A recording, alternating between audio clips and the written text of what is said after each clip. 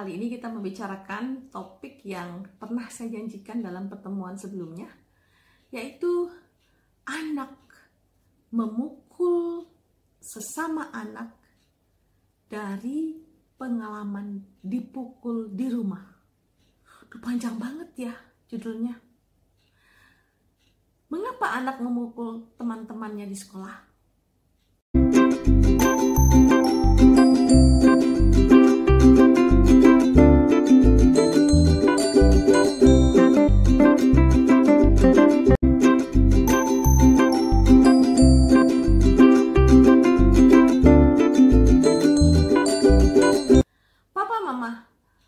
Learning by doing, learning by experimenting, belajar dari pengalaman, belajar dari apa yang anak terima.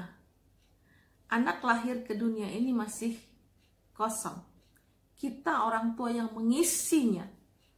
Apa saja bisa kita isi.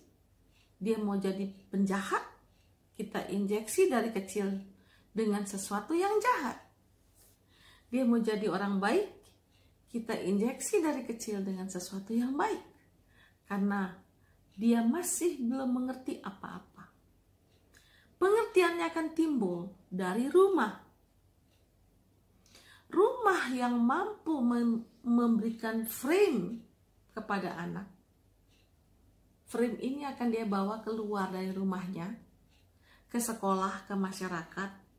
Frame itu dia bawa. Frame, kotak. Dan ketika dia di luar melihat yang tidak sama dengan frame itu, dia akan mengkonfirmasikan ke mamanya di rumah. Ke papanya, tadi kok aku lihat begini tapi nggak begini, kenapa ya ma? Itu kesadaran anak sudah sangat bagus, dia sudah mengerti ada frame. Tapi kalau orang tua yang tidak punya konsep, frame itu nggak ada. Maka dia menangkap frame-frame dari luar. Frame ini kali, frame ini. Dia tangkap frame dari luar. Ya. Tapi kalau kita sudah memberikan frame dari rumah, lagi sekali dia akan keluar dengan frame ini dan dia akan selalu mengkonfirmasikan, kok nggak sama ya dengan frame aku? Nah, apa hubungannya dengan anak memukul-mukul? Pertama, di rumah dia menyaksikan banyak adegan pemukulan. Apakah kakaknya saling berantem? Apakah mama papanya yang berantem?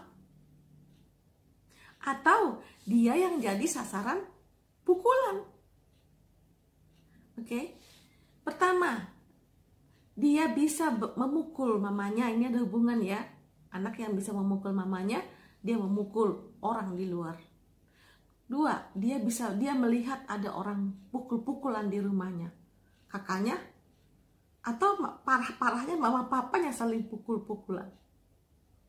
Atau dia sebagai sasaran pukulan, baik dari papa, ya biasanya kalau anak laki papa yang mukul ya, banyak tuh kasusnya.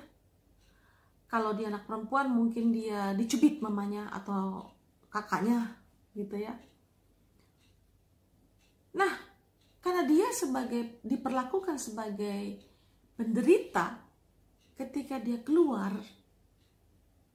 dia mencari pelampiasan nih.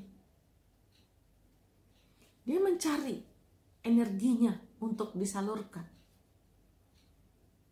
Dia gampang memukul. Konsep dalam benaknya itu pukulan. Ada salah sedikit dia nggak bisa mengerti, pak, pukul. Ya. Dan susah kami menterapi anak yang mengalami penyakit karakter ini. Kami gali dari rumahnya. Betul, papa mama. Itu masih meniru, apapun akan dia tiru. Dan role model pertama adalah rumahnya. Lagi sekali kan rumah bukan rumah ya, tapi orang-orang di rumah itu role modelnya. Bahasa yang keluar, sopan santun yang ada, tata krama, kebiasaan, dan terus kita bawa sampai keluar, sampai besar.